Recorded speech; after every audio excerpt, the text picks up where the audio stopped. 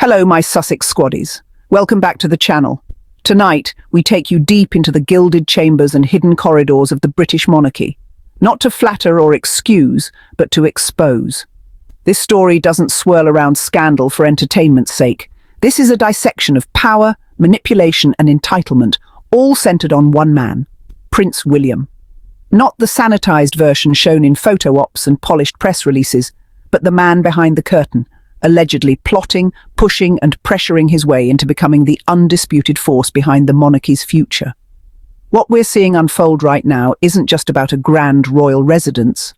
No, this isn't some petty family squabble about real estate. It's a calculated power play, a territorial takeover that symbolizes something far greater. It's Prince William allegedly moving to reshape the monarchy to serve his image, one built on control, exclusion and silent ambition. It begins at Royal Lodge, a sprawling 30-room mansion nestled in Windsor Great Park.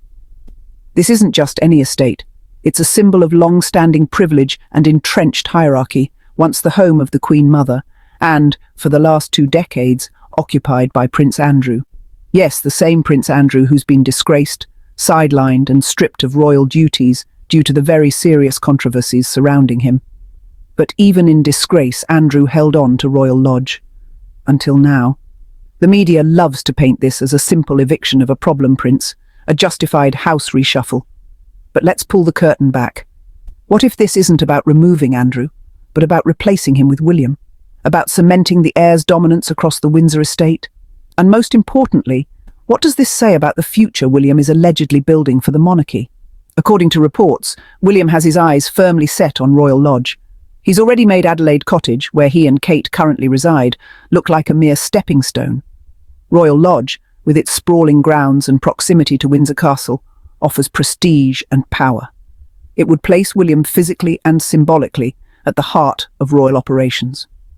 But there's a problem. Prince Andrew doesn't want to leave. For months, the British press has been running articles suggesting that King Charles is encouraging Andrew to vacate Royal Lodge and move into the much smaller Frogmore Cottage. Sound familiar? It should. Frogmore was the Sussex's former home, gifted by the late Queen and brutally snatched back after Prince Harry and Meghan stepped down as working royals. That same Frogmore is now being dangled in front of Andrew like a consolation prize. But it's not King Charles who benefits most from this rearrangement. It's William. Make no mistake, William allegedly wants Royal Lodge, not just because it's grand, but because it represents a consolidation of royal assets under his domain. Think about it. Kensington Palace, Anmer Hall, Adelaide Cottage, and now Royal Lodge. One by one, William is positioning himself as the undeniable centre of royal power, geographically, politically, and emotionally. And with his father's reign looking increasingly transitional, William's shadow is growing long and fast. Here's where it gets disturbing.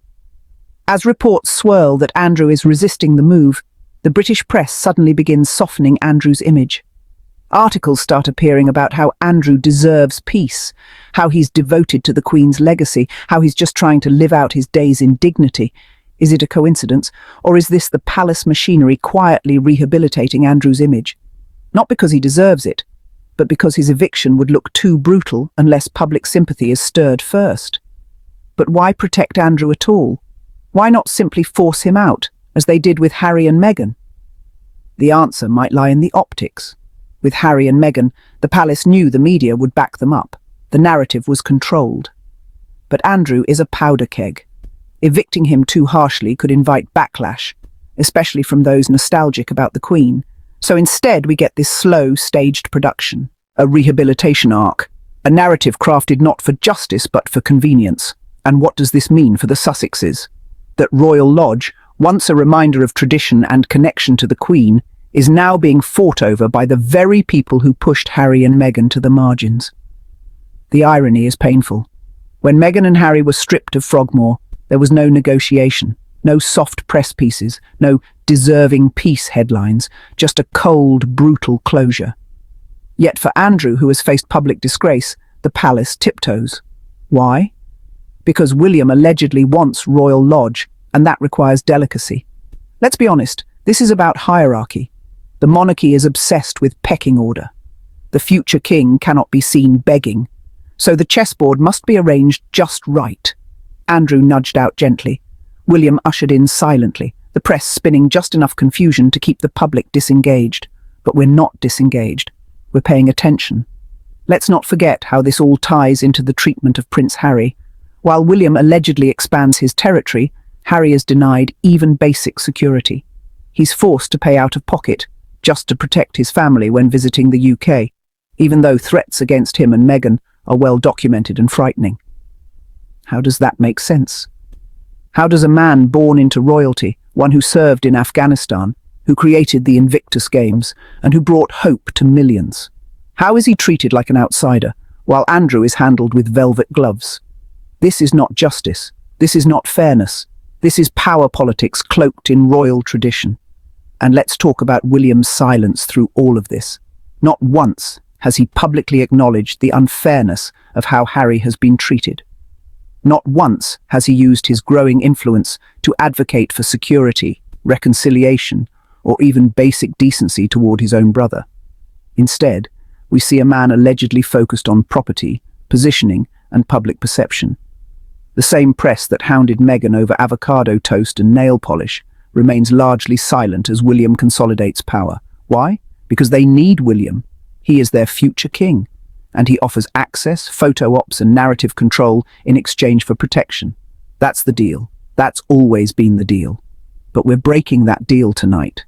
We're not here for palace-approved propaganda. We're here to expose the strategy, because make no mistake, William's alleged desire for Royal Lodge is not about comfort or family legacy. It's about domination. It's about planting his flag in the most powerful spaces left behind by the Queen and claiming them as his own. And anyone who stands in his way, whether it's his uncle, his brother, or the truth, is simply collateral. Meanwhile, the Sussexes build a life rooted in compassion, service, and authenticity. They've created Archwell. They've partnered with organizations that uplift voices, not silence them. They continue to prioritize mental health, community, and empowerment, even when facing relentless media attacks.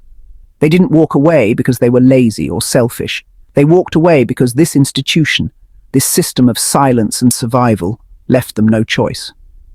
And now, as we see William allegedly maneuvering for more power and land, we're reminded why the Sussexes had to break free, because staying would have meant erasure. We see you, William. Not the face in the portraits, but the one behind the curtain, the one making moves, striking deals, and rewriting the royal map in your image. We see the ambition, we see the silence, we see the double standards. And to the media that shields him, spins for him, and distracts from the truth, we're not fooled. We're not blinded by tiaras or titles. We are here to hold power accountable, even when that power wears a crown. Thank you for tuning in, Sussex Squad. Like, comment, and share this video to keep the truth alive. Let the world see what's really happening behind palace walls, because justice doesn't come from silence, it comes from speaking up, and we will never be silent.